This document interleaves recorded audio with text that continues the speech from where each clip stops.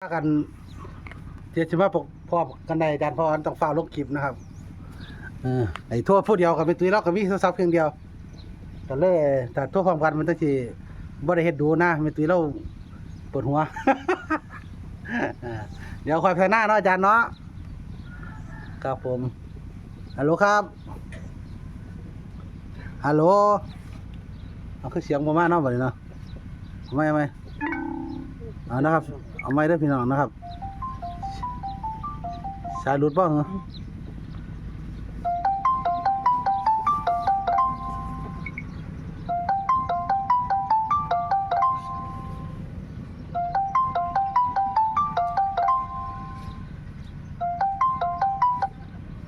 ฮัลโหลครับอาจารย์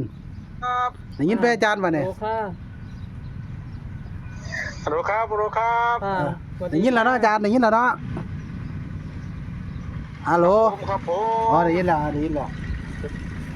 โชคหวานเนาะอาจารย์หวานเนาะโอ้เจเมนเขาโหคักโหเนี่ย7373อุบลเนาะอาจารย์73อุบลออกมา73ร่างโหว่ามันบ้านสิพี่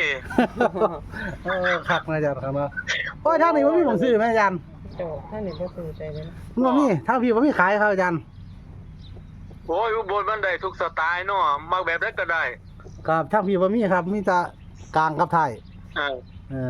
เรียกวิ่งเข้าเขาว่าอาจารย์เรียกวิ่งเข้าเขา6เนาะได้2เด้งตัวเนี่ยเด็กวิ่งเขา6เขาวิ่ง10,000ได้20,000บ่ว้าเนาะ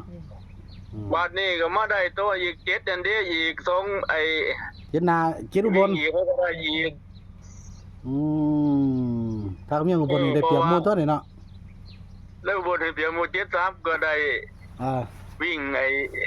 วิ่งล่างได้ล่างเด้7แล้ว7ผมแล้วก็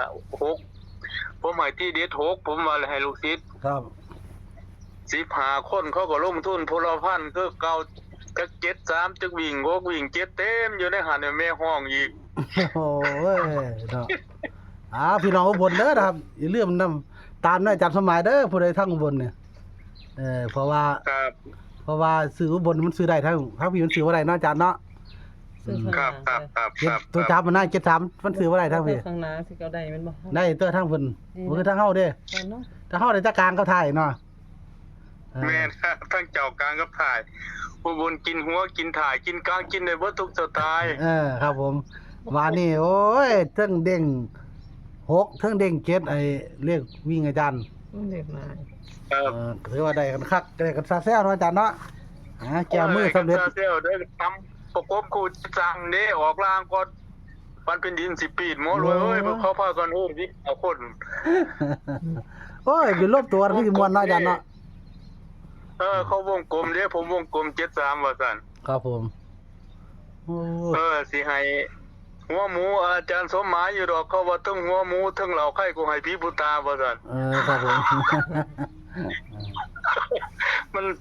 ประกบแม่นหลายเขาว่าครับผมสุดยอดเลยครับผมวันนี้มีวิ่งตัวใดครับอาจารย์วิ่ง7กับ1เด้อ7กับ1เนาะอาจารย์เนาะครับบนล่างถึงก่อนนะอาจารย์ครับผมล่างเหมือนเดิมนะครับผู้ใดมักมีบ่งซื้อได้แบบบุบลกับสามารถซื้อได้ทั้งข้างหน้าทั้งกลางทั้งท้ายเนาะครับผมมาเนี่ยอาจารย์จับคู่ตัวไหนครับผม17กับ13 71กับ17ก่อนอาจารย์17กับ13 17กับ13เนาะครับ17 13ประกบคู่ครับอีกชุดเด้ออาจารย์7เด้อครับเด้อ73เด้อครับ75เด้อครับตัวเนี่ย75กับ77เด้อครับตัวมักเลยครับอาจารย์ตัวกันเด้อครับกันเนาะครับตัวกันนี่95กับ65เด้อหมอรวย95 65ครับกันครับตัวกันครับนี่3เด้อครับเบิ้ลวันศุกร์วิญญาณเบิ้ลนะมันเคยเบิ้ลครับผม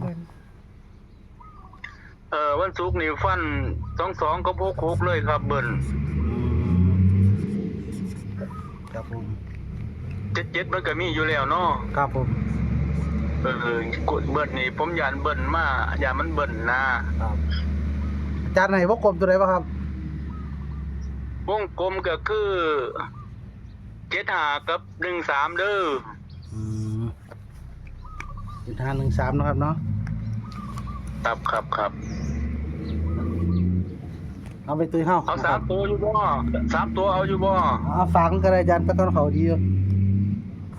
ว่าถ้ามันอันนี้เนาะ ครับ ครับเอา577577 ครับชุดเดียวเลยครับชุดเดียว โอ้577เดียวแล้วอาจารย์3ตัวเนาะ ครับเอาแอดมินเฮาครับผมไปตุ้ย แอดมินเสียงแหบแล้วนะ แอดมินเสียงแหบแล้วครับบ่หวานแล้วเนาะ วิ่ง7กับ1บนล่างจับคู่1 ถูกต้อง 7 1 3 7 5 7 7ตัวกันก็95 65เบิ้ล22 66 3ตัวก็มี5 7 7ค่ะถูกต้องบ่ค่ะ ถูกต้องครับถูกต้องครับ ค่ะ เอาเรียกอาจารย์เขาดีเด้อนะครับ ค่ะ เรียกอาจารย์สมัยฟังดีๆเด้อนะครับ สามารถซื้อเมียงอุบลได้เนาะ ค่ะ เรียกด้านหน้าด้านกลางด้านท้ายนะครับเล่นได้เบิดเพิ่นว่า ค่ะ วิ่งก็สามารถเล่นทั้งหน้าทั้งท้ายทั้งหลังเลยเนาะอาจารย์เนาะ ค่ะ ค ค รั รั บบ ผมครับ จำให้นี่ก็ชัดเจนนะครับ17 13 75 77ครับ95 96 9565ในตัวกันนะครับ22 66 3ตัว577แล้วต้องเบิ้ลนะอาจารย์นะวัดสุนว่าร้องเบิ้ลเนาะ มักออกเบิ้ลเลย ระวังเบิ้ลครับระวังเบิ้ล ครับอาจารย์ก็ให้มาแล้วเรียกเบิ้ลกันไว้พร้อมนะครับถือว่าครบวงจรเนาะ ค่ะ ถ้าเราเรียกอาจารย์ ผมครับ ได้ยินข่าวว่าลูกศิษย์ลูกหาเนี่ยโอ้ยเฮตึมเลย73มาก่อนเหรอ เป็นตะมวนเนาะแถวอุบ เอ ล อ ค่ะ ตึมมันมาเฮาดอก บ้านเขาเจ้าเป็นตะม แส วน น เนาะ แตกนะครับเมื่อคืนนี่15คนแสนแตกเลย สาธุนะครับอืม ครับ โอ้เพิ่นร่วมกลุ่มกันเด้ออาจารย์อืม ครับร่วมกัน15คนเขาลงทุนพลพันนะทั้งวิ่งทั้งประกบครู ค่ะ นะครับก็ถือว่า เขาเจ้าซื้อเป็นกลุ่มบ่ค่ะร่วมกัน ครับซื้อเป็นกลุ่มครับ15คนเขาซื้อตะเลขผมผู้เดียว ค่ะ 15คนนี่ ครับ ซื้อเป็นกลุ่มหมดเงิน15,000ซื้ออยู่ดังนั้นเบิดวิ่ง7วิ่ง6 อืม ก็ประกบคู่กับตัวผมประกบให้ว่ามันเป็นดินสิปีนโหครับ สังเกตแล้วลูกศิษย์ลูกหาอาจารย์กันช่วงมาที่ตลอดเนาะ ถือเลขมันดีใจเด้ เขาก็ให้ผมก็เอาค่าน้ำส้มน้ำซ่าเขาก็ให้อยู่แล้วแต่ลูกศิษย์ผมว่าผมบ่ซื้อให้แล้วแต่ลูกศิษย์สิให้ ครับผมก็เขาได้ผมก็ดีใจนำว่า แม่นๆอาจารย์นะครับไอ้ทางช่องโชว์มานํก็จะได้แบ่งปันอีกเด้ออาจารย์นะครับผมอ่า ครับผม ต้องขอบคุณพระอาจารย์หลายๆที่แบ่งปันว่านั่นนะว่าได้ห่วงในแหนเลยมีแต่แบ่งปัน ค่ะ นะครับ ครับ ก็ขอให้อันนี้ส่งผลบุญนี่ให้อาจารย์เจริญรุ่งเรืองเด้อนะครับ ค่ะ ในหน้าที่การงานในก็นี่ลูกศิษย์ลูกหานำหนึ่งถือตาไปทางใดก็มีแต่คนหักคนแพงเนาะอาจารย์เนาะ ครับ ครับ ผ ผม ม เอาบอลไว้ก็ช่วยอีกครั้งหนึงเนาะเลขวิ่ง7กับ1บนล่างนะครับจับ17 13 75 77 95 96เป็นชุดกันนะครับส่วนเลขเบิ้ล22 66 77ก็ระวังนำนะครับเนาะขอบคุณพระอาจารย์สมัยหลายเด้อนะครับโชคมันครับพอจะนำพาหลายก็ลงแตะพา รวมจะนำฝากขอบคุณพระอาจารย์ อาจารย์สมัยขอโทษหลายๆครับสวัสดีครับ สวัสดีค่ะ สวัสดีครับ ค่ะ น้องผู้ บ้านเพิ่นเฮ็ดเป็นตะถ้าเจ้าซื้อเป็นกลุ่มเลยถ้าเจ้าร่วมกันซื้อเข้ากันได้กันเนาะเป็นตะมวนน้ำบ้านเพิ่น เอาอยู่ว่า มีของไป อาจารย์นี่ผู้สิงหาสารคามมาวันนี้ มาใส่อีก เอาอาจารย์นี่เด้ออาจารย์ใจคนมีโชคดี เอาอยู่คนบ่ดี คนเสียวหลายๆเที่ยล่ะเอาหันด้วยจังได๋ครับด้วยจังได๋ด้วยทางคนด้วยทางคนจังงานด้วยทางคน เด็ด จังเจ้าก็ตั้งไว้ซื่อ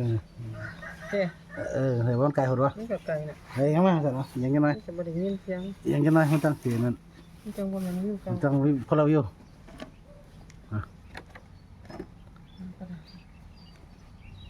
เนี่ยจุดก่อนก็ได้ไม่ให้ละจุดก่อนก็ได้ นี่กันถ้าเจ้าซื้อเป็นกลุ่มทุกคนยังหยุดได้เนาะ สิเป็นแบบเดียวกัน อาจารย์คนเดียวกับคนมีโชคเนาะ ยังเราสุขอาจารย์คนไม่โชคเลยชื่อว่างไง อาจารย์คนมีโชคกันยังไง อาจารย์คนไม่โชค 10เท่าไหร่ก็14พ่อย่อ68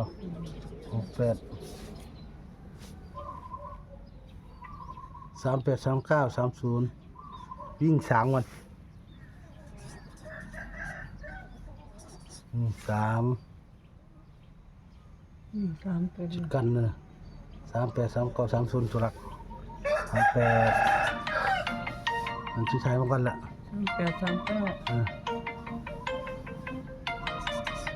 3839 930 18 19 30 4050 4849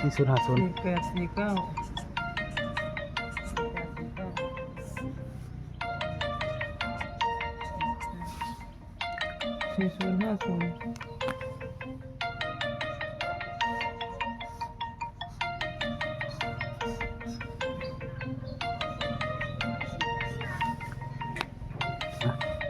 รื่องนี้ใช้ก่อนเนาะ